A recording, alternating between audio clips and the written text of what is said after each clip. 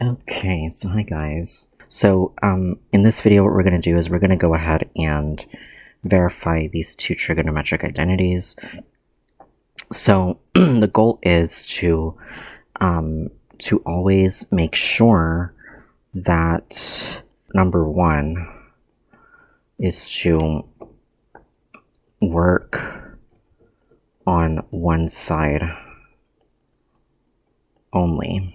Okay, so here we're gonna go ahead and usually so tan to the fifth of x is just a term on its own. We usually try to simplify the more complicated side. So here we're gonna have the following, and it's gonna be tan to the fifth of x, and we're gonna do, so the first thing here we're gonna do is factor out tan cubed of x. So here when we do that, we're gonna get, so the tan cubed of x will come out, and so then we're gonna get tan cubed of x times the quantity secant squared of x minus 1. Okay, and so here that's what we get right here. And so then what we can do now is number 2, we can go ahead and number 2 and rewrite secant squared of x minus 1, and that's going to be equal to tan squared of x. So we need to consider that Pythagorean identity. This is one of the Pythagorean identities that we are given.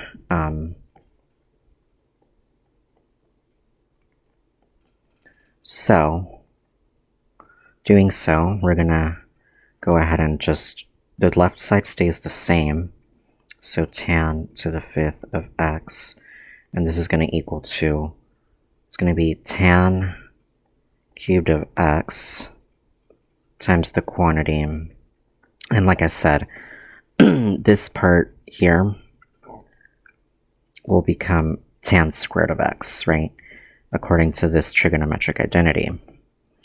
And so we're going to put that in. Okay, and so finally we will end up with, on the left side, like I said, we keep it the same, and we have tan to the fifth of x, and this is going to equal tan to the fifth of x. So we have verified the trigonometric identity for this one. Okay guys, so that is how we do this one. Okay guys, so here, I know my handwriting is kind of crappy, I do apologize, but this is the second one. So for this one, we have 2 secant squared x minus 2 secant squared x sine squared x minus sine squared x minus cosine squared x equals 1. Okay guys, sorry about that. Now, here we're going to go ahead and number 1. So the first thing I see here is that we have this going on here, and I can clearly see that we can factor out a 2 secant squared x from that. So when I do that, I get 2 secant squared x times the quantity 1 minus sine squared x minus sine squared x minus cosine squared x equals 1. Here, what we're going to do is we're going to go ahead and rewrite. So we know that the following identity holds true for secant squared x, and we can rewrite this as 1 over cosine squared x. You don't want to use that, like the one that we used previously of secant squared x minus 1 for like in terms of tangent, or I'm sorry, tangent squared x plus 1. You don't want to do that. I mean, you can, but it's not convenient in this case. So here, we're going to go ahead and just put, so we're going to put this in for this. And so, doing so, we're going to have, it's 2 over times 1 over cosine squared x. Okay, guys, and then times the quantity. Now, the other thing I want to state very quickly is that 1 minus sine squared x is cosine squared x from the Pythagorean identity. So this will become times cosine squared x, and so then we will end up with the following, and then it'll be minus sine squared x minus cosine squared x is equal to 1. Now here, we can clearly see that the cosine squared x cancels out, so we can cross this out here, and we are left with the following. 2 times 1 minus sine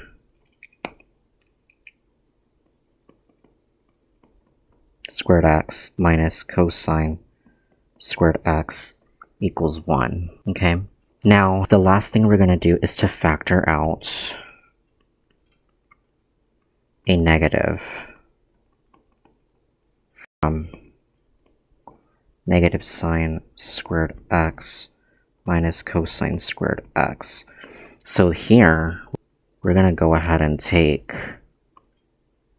this out. So this becomes 2, this becomes the following.